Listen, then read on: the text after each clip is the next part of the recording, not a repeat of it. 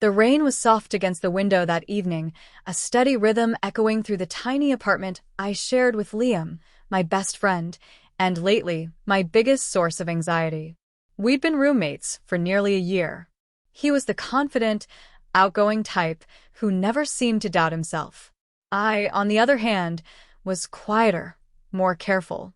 My name's Ethan, 23, a computer science major finishing my final semester at university. My world revolved around code, late-night coffee, and the kind of silence that felt safe. But that silence started to crumble the day Liam discovered something I'd kept hidden. It wasn't a big secret, or at least it hadn't felt that way at first. A few months earlier, out of curiosity, I'd bought a pair of stockings online. Not because of a dare or a joke, but because I wanted to know what it felt like to wear something delicate, soft, and forbidden. I tried them on once, just once, late at night when Liam was out. The sensation had been electric, both thrilling and terrifying. I'd stuffed them into the back of my drawer and promised myself never to think about it again. Only, Liam wasn't as clueless as I thought. It started subtly at first. He'd make strange comments, little jabs that made me tense up. "Ethan, you've got pretty good legs for a guy," he'd joke one morning, smirking while I poured coffee. Or, "You should really try dressing up for once. Maybe something silky." I'd laugh it off, pretending not to notice the way his eyes studied my reaction. But deep down, I felt exposed. Then, one evening, he walked into my room without knocking. I was at my desk, headphones on, lost in coding. I didn't even realize what he was holding until he spoke. "These yours?" I froze. In his hand was the one thing I'd tried so hard to hide, the pair of black stockings I'd buried in my drawer. For a second, I couldn't breathe. I stammered, "It's not what it looks like." "Oh, come on," he interrupted, grinning. "You don't need to lie. I've seen worse." The way he said it, playful, teasing, but a little too knowing, made my skin crawl with embarrassment. "I just bought them as a joke," I said quickly. "It was a prank, right?" he said, smirking. "Because everyone spends $20 on a joke they hide in their drawer." I wanted the floor to swallow me whole. That night, he didn't say anything more. But the next day, everything changed. I came home from class to find a package on my bed, unmarked, wrapped in shiny paper. A note on top read, "Since you liked the first pair so much, I got you something better. L." Inside was a set of sheer stockings, light beige, smooth to the touch, and a short black skirt. I dropped them instantly, heart racing. He was teasing me. This had to be some cruel joke. But underneath the panic, something else flickered. A strange curiosity. I hated that part of me. The part that wondered how they'd feel. That night, Liam called from the living room. "Ethan, you home?" I swallowed hard. "Yeah." "Come here," he said. His voice had that same mocking tone, the one that always made me nervous. When I stepped into the living room, he was sitting on the couch, flipping channels like nothing was wrong. But beside him on the table was the skirt and stockings from earlier. "What's this supposed to be?" I asked, trying to sound annoyed. He smirked. "A challenge." I frowned. "A what?" "You're always hiding, man," he said casually. "Afraid to take risks, to do anything outside your comfort zone. So here's the deal. Try these on and I'll stop bugging you about it. Prove to me you're not scared." I stared at him, my throat dry. He was joking. He had to be. But the way he leaned forward, eyes glinting with amusement, made me realize he wasn't. "What's the point?" I muttered. "The point," he said slowly, "is that you either accept the challenge or admit you're too scared to try." That hit me harder than I expected. I hated being seen as weak, especially by him. Liam was fearless, the kind of guy who thrived on dares, on pushing boundaries. I'd always been the cautious one. I looked down at the table again. The stockings gleamed softly under the warm light, delicate and inviting.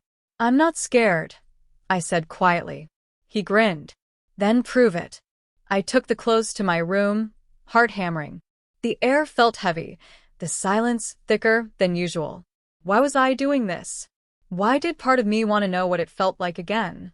I stood in front of the mirror, the skirt draped across my bed, the stockings still in their packaging. I could still hear Liam's voice from the living room, playful, waiting. My hands trembled as I tore the package open. The stockings slid out like silk water, impossibly soft. When I held them up, the faint scent of fabric freshener clung to them. I sat on the edge of my bed, hesitating. Then, slowly, I slipped one on. The feeling was immediate, warm, tight, smooth. It was like electricity along my skin. I closed my eyes, the tension in my body melting into something that felt dangerously close to relief. When I finally opened my eyes and looked at myself in the mirror, I barely recognized the person staring back. The stockings hugged my legs perfectly, giving them a shape I didn't know I had. And for a split second, I smiled. Then came the knock. "Everything okay in there?" Liam called from the other side of the door. I froze. "Yeah, fine," I called back, my voice cracking slightly as I scrambled to adjust myself. My reflection still glowed faintly under the lamp's yellow light, the stockings gleaming against my legs, a sight both foreign and intimate. "Mind if I come in?" Liam's voice was casual but teasing. "No, wait." I rushed to grab my blanket, throwing it over my legs just as the door creaked open. Liam stepped inside with that trademark smirk. He didn't even try to hide it. "So? Did you do it?" I looked away, pretending to scroll through my phone. "I told you it's stupid." He chuckled and took a step closer. "Then you won't mind showing me." "Liam, don't." But before I could stop him, he pulled the blanket off. My breath caught in my throat. The silence that followed was unbearable. His smirk widened, but there was something else in his eyes now. Something unreadable. Well, he murmured, tilting his head. "You actually did it." I couldn't speak. My face burned with shame. He didn't laugh, not the way I expected. Instead, he just stared, his expression softening. "You look different," he said quietly. "Different?" I echoed. "Yeah," he said. Like confident for once. Confident? My heart raced. He was mocking me, he had to be. But then he took a step back, smiling again. "You should try the rest of it," he said, nodding to the skirt lying on my bed. "No way." He grinned wider. "Come on, Ethan. You've already gone halfway. You really gonna quit now?" The teasing tone returned, and with it came the sting of pride. I hated that he could make me feel so small, and yet so challenged all at once. "I'm not quitting," I said through clenched teeth. He raised a brow. "Then prove it." Minutes later, I found myself slipping into the short black skirt. My hands trembled, my pulse pounding in my ears. When I looked in the mirror, I barely recognized the reflection staring back. My lean frame made the skirt fit perfectly, hugging my waist, ending mid-thigh. It was embarrassing, humiliating, but somehow beautiful. Liam whistled softly. "Wow." "Shut up," I muttered.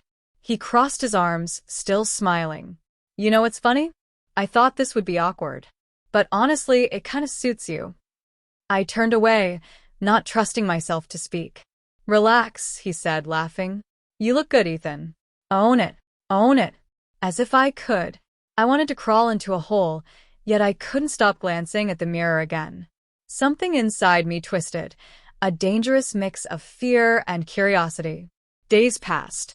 What was supposed to be a one-time dare turned into something far stranger. At first, it was little things, Liam jokingly asking if I planned to wear my new look again. Then, one evening, he tossed a folded piece of fabric at me. "Try this next time," he said, grinning. I unfolded it, a simple blouse, white with lace trimming. "Liam, stop buying me this stuff." He shrugged. "Call it inspiration." I knew I should have said no. I should have drawn the line. But every night when I was alone, my eyes would drift toward that blouse hanging in my closet. And one night, when the apartment was quiet and Liam was out, I put it on. The soft lace brushed against my skin like a secret I wasn't supposed to know. When I turned toward the mirror again, I didn't just see myself, I saw someone else. Someone softer. I didn't realize Liam was home until I heard his voice behind me. "Couldn't resist, huh?" I spun around, my heart leaping into my throat. You're back already?" He leaned against the doorway, arms folded, that same infuriatingly calm expression on his face. Relax, he said. You look great. Stop saying that. I snapped, my voice trembling. Why? Because it's true. I swallowed hard, trying to hide the storm inside me. This isn't funny anymore. I'm not laughing, he said softly. I just think maybe you should stop pretending you hate it. I froze. What's that supposed to mean? He smiled slightly. You keep acting embarrassed, but you don't stop. You could have thrown everything out. You didn't. I had no answer. Because he was right. The tension between us thickened with every passing day. He started helping me subtly at first, suggesting outfits, showing me how to walk more gracefully, how to carry myself. It should have been humiliating. But instead, I started to feel something unexpected. Confidence. He'd make comments like, "You're walking better than half the girls in my class," or "That color looks perfect on you." I'd blush, mumble something back, and he'd grin as if he could see straight through me. One night, while we were watching TV, he tossed a pair of heels toward me. "Try walking in those." "You're insane." Come on, he said. "I'll help you." He stood up, holding out his hand. I hesitated, but took it anyway. When I tried standing, I almost fell immediately. He caught me, steadying me by the waist. Our faces were close, too close. "See," he said quietly. "You're already getting it." His voice was low, his breath warm against my cheek. I froze, my heart pounding. I stumbled again just to break the moment, but his grip tightened. "Careful," he murmured, his tone unreadable. "Wouldn't want you to fall." For a second, the air between us was heavy, charged with something neither of us dared to name. Then he stepped back, clearing his throat. "Not bad, though. You're improving. Can we stop this now?" I muttered. "Sure," he said, smirking. "If you really want to." But deep down, I knew he didn't want to stop. And worse, I wasn't sure I did either. Over the next week, my world began to blur. I started keeping the clothes in my drawer instead of hiding them. Sometimes, when Liam wasn't home, I'd wear them just to see the reflection in the mirror, to feel that strange sense of calm. But the more I indulged it, the more complicated things became. Liam noticed, of course. One night, he came home early again. I was sitting at my desk, fully dressed, skirt, blouse, even a bit of light makeup I'd tried for the first time. "Wow," he said softly from the doorway. "You really went all in this time." I froze, too shocked to move. I didn't mean for you to see." He shook his head, stepping closer. "Don't hide. You look amazing." The sincerity in his voice caught me off guard. "Why are you doing this?" I asked quietly. "Is this some kind of game to you?" He hesitated, his eyes darkening. "It was at first, but now, I don't think it is." That night changed everything. For the first time, Liam didn't tease or laugh. He just sat beside me, looking at me like he was seeing me for the first time. The silence between us was almost tender. Then he said something that made my heart stop. "You ever think maybe this is who you're supposed to be?" I stared at him, speechless. He smiled faintly. "You don't have to hide from yourself, Ethan. Not with me." My breath caught. The way he said it, it wasn't mockery. It was understanding. And that terrified me more than anything else. I didn't sleep that night. Liam's words kept replaying in my mind. "You don't have to hide from yourself, not with me." What did he mean by that? Did he actually see something in me? Or was this still part of his twisted game? The morning light seeped through the curtains, soft and pale, making everything feel surreal.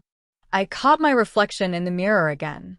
The eyeliner I hadn't fully removed still clung faintly to my lashes. My hair was messy, but my skin looked different, almost glowing. I didn't recognize the person looking back. And maybe, for the first time, I didn't hate that.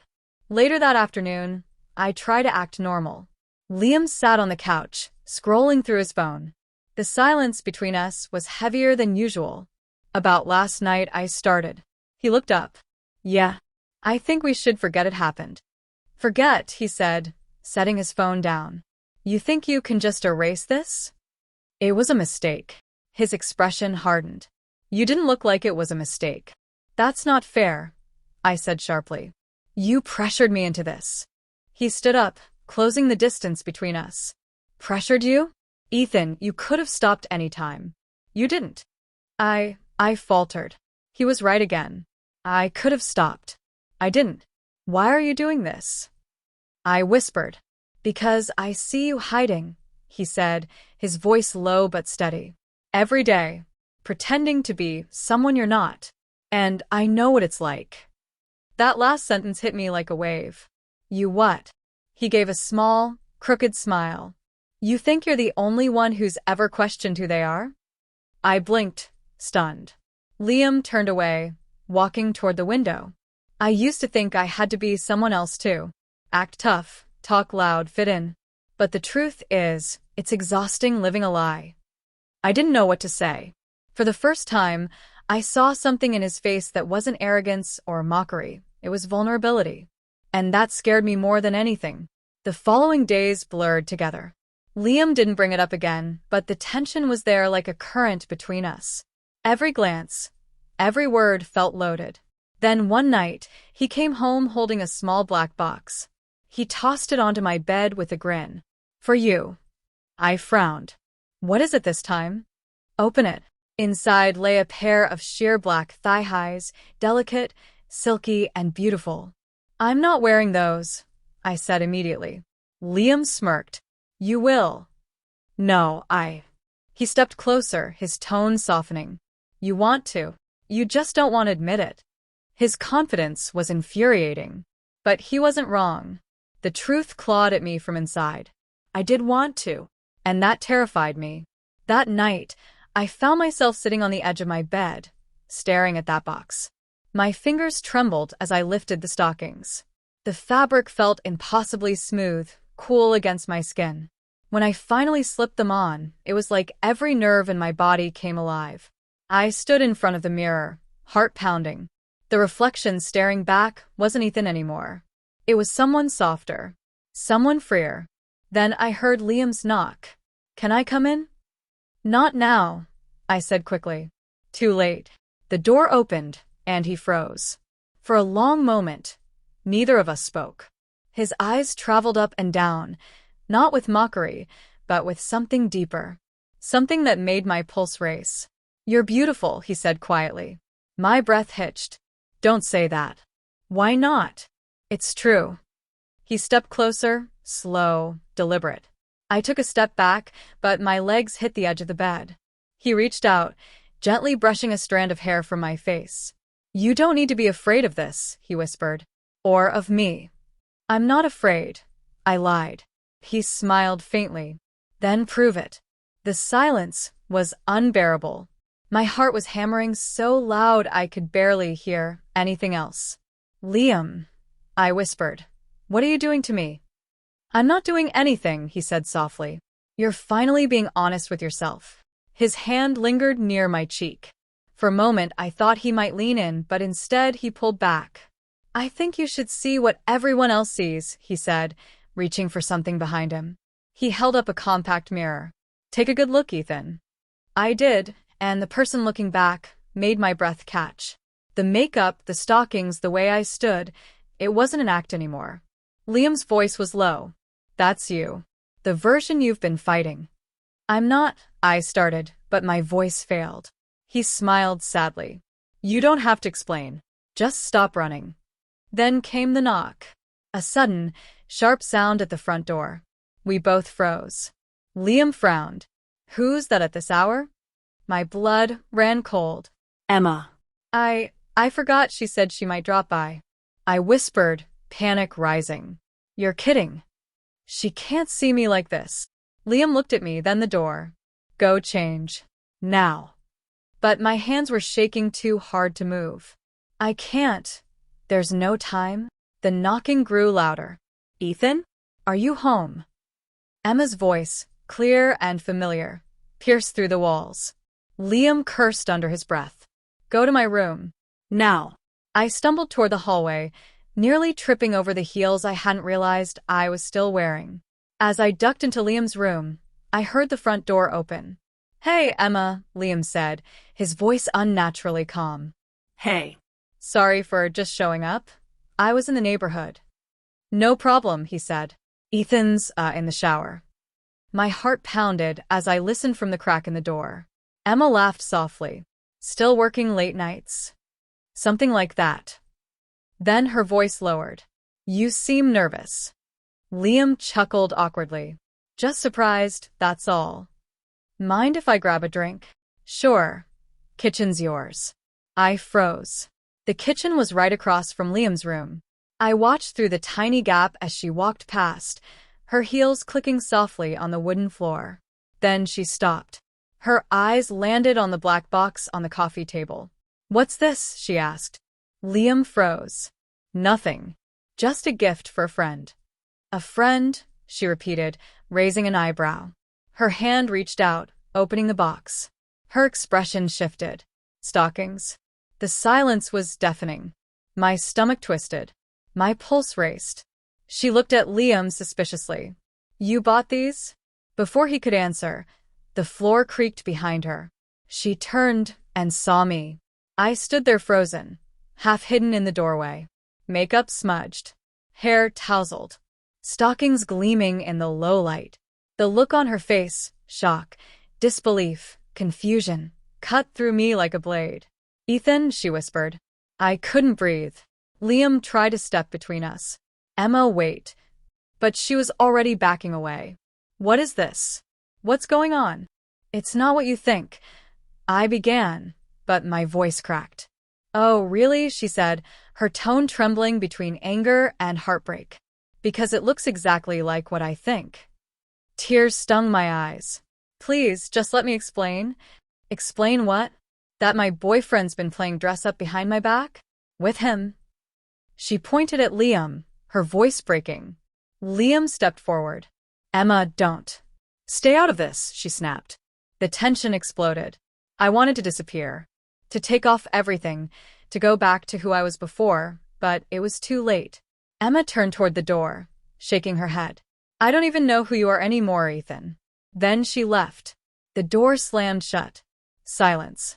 Only my shallow breathing filled the room. Liam stood there, watching me. She wasn't supposed to find out like that, he said quietly.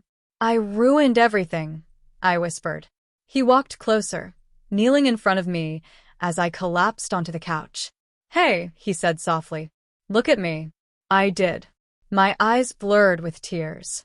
She's gone, I said, my voice cracking. She's really gone.